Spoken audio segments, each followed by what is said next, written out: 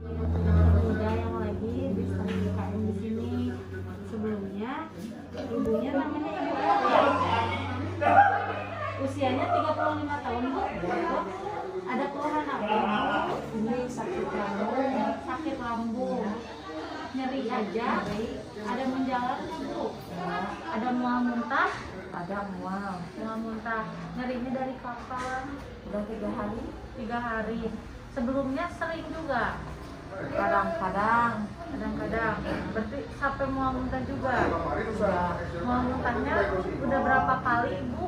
Baru sekali. Baru sekali, tapi gejalanya 3 hari yang lalu. Ada demam nggak, Bu? Enggak. Pusing?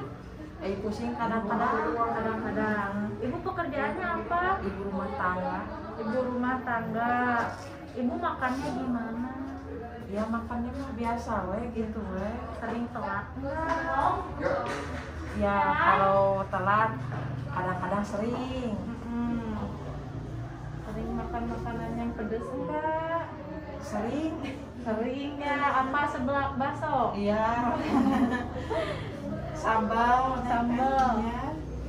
Orang Sunda banget ya, Bu ya. Iya.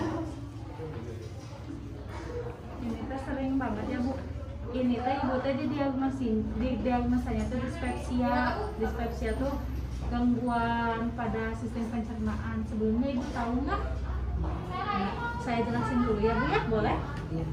Ibu, dispepsia kalau orang awam tuh lebih nyebutnya tuh mah sakit di lambungnya. Nah, mah itu tuh atau dispepsia tuh yaitu perasaan tidak nyaman atau nyeri pada saluran pencernaan bagian atas, jadi daerah lambung, esofagus, kemudian daerah mulut itu saluran pencernaan daerah atas. Nah, apa aja gejalanya? Gejalanya itu perutnya itu terasa penuh, itu gejala utamanya. Nah, gejala yang nanti ditimbulkan itu ada mual, ada muntah, perutnya itu kembung, sering bersendawa, sama cepat merasa kenyang setelah makan, padahal porsinya itu normal atau sedikit. Penyebabnya apa? Penyebabnya sering makan dengan waktu yang tidak teratur. Ibu ya tadi ya, makannya tidak teratur. Terus makannya sering telat. Terus yang ketiga, makannya terlalu banyak dan terlalu cepat. Terus bisa juga karena stres dan juga kelelahan, Ibu. Terus bisa juga makan makanan yang pedas, kemudian terdapat bakteri di lambungnya. Jadi selain makanan-makanan itu harus diatur, yang juga yang sehat dan yang bersih, gitu. Halalan thayyiban ya, Bu ya. Terus asam lambung yang berlebih dan juga mengkonsumsi obat-obat tertentu. Sebelumnya Ibu mengkonsumsi obat-obatan enggak?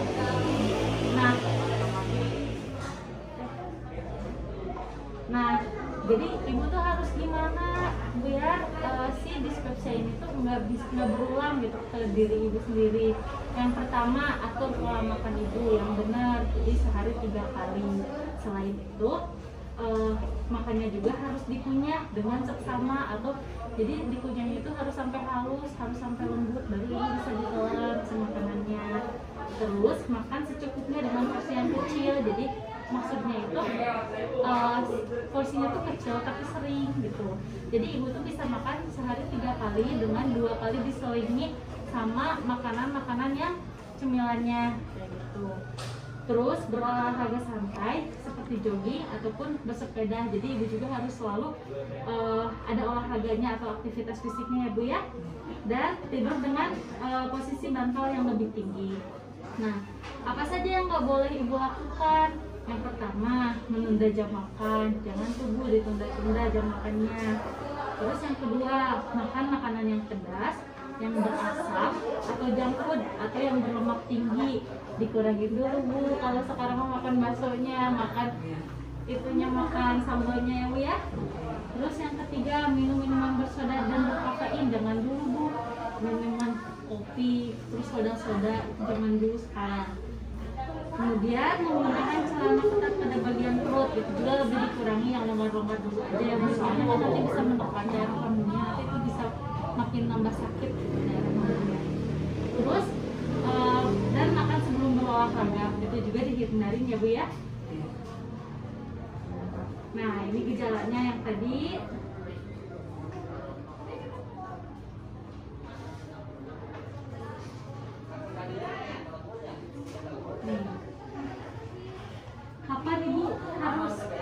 lagi ke sini atau ke dokter? Biasanya itu apabila ibu ada muntah yang parah, terus penurunan berat badan tanpa sebab atau yang berlebihan atau secara drastis.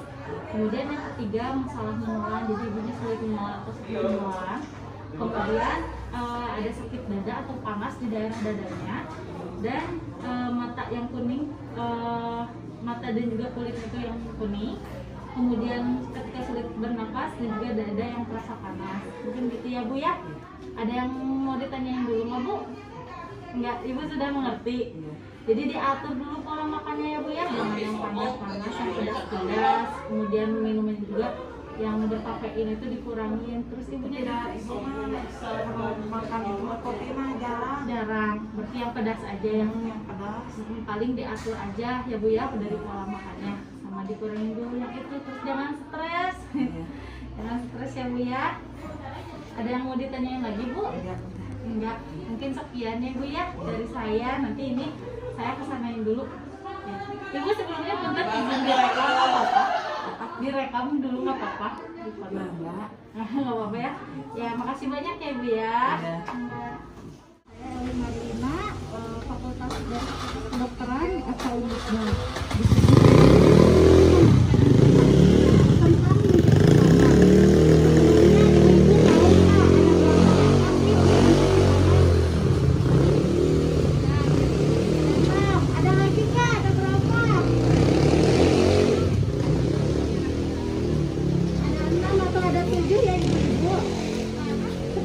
Disebutkan tadi untuk yang cuci tangan itu dia fungsinya untuk apa sih? Nah ternyata fungsinya itu tuh sangat bermanfaat gitu. Jadi yang tadi sudah disebutkan bahwa cuci tangan itu sangat penting di kehidupan kita ya dia.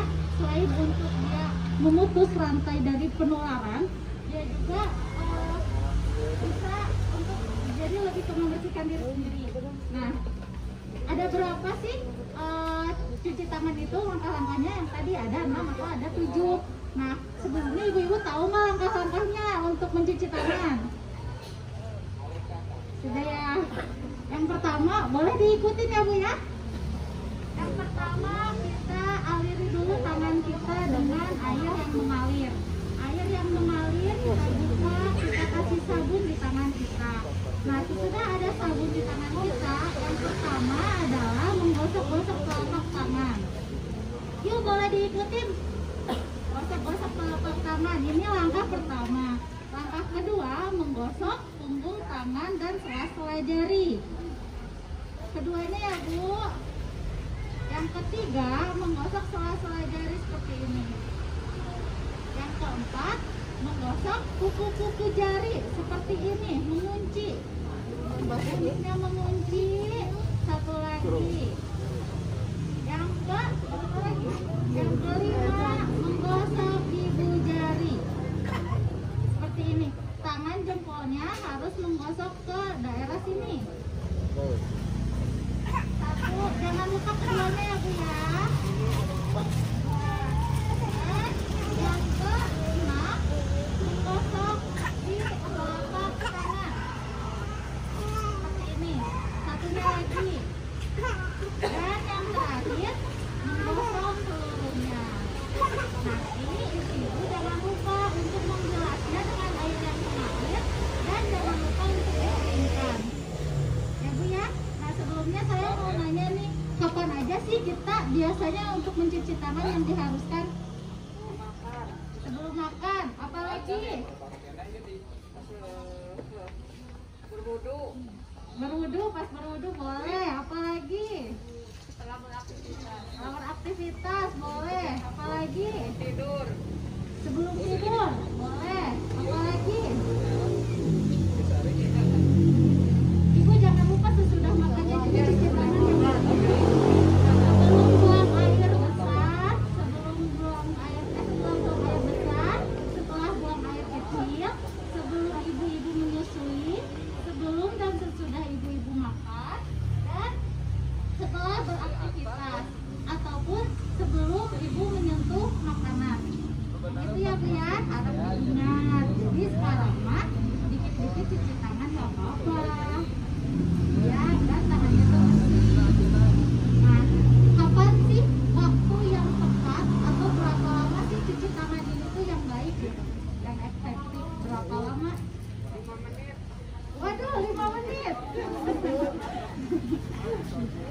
Ada lagi nggak? Berapa menit? 2 menit. Ada lagi nggak? 60 detik ya Bu ya. Jadi setiap langkahnya itu sekitar 10 detik. Jadi pas gini 10 detik, pas gini 10 detik, pas gini 10 detik, 10 detik, 10 detik, gini 10 detik. Terus yang terakhir ini ya Bu ya. Yuk, mau diikutin lagi atau mau lihat saya? Masih ingat nggak langkah-langkahnya? Yuk, yang pertama gimana? Yang pertama gosok pakai sabun. Yang kedua